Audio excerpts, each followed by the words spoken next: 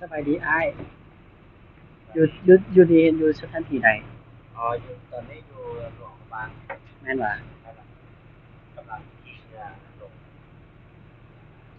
คนอยู่ที่เขาเที่ยวมาเพื่อจะติดเขาสามัคคีกันนะครับประมาณ5 โมงที่ได้ครับรอติดตามเลย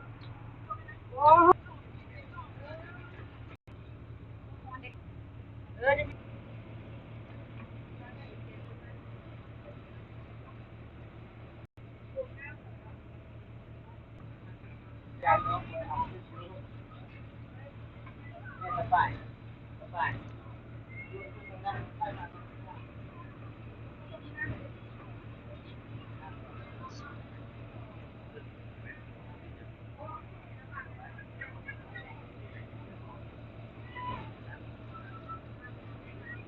อ๋อวันนี้นะครับช่วงเลยถามว่า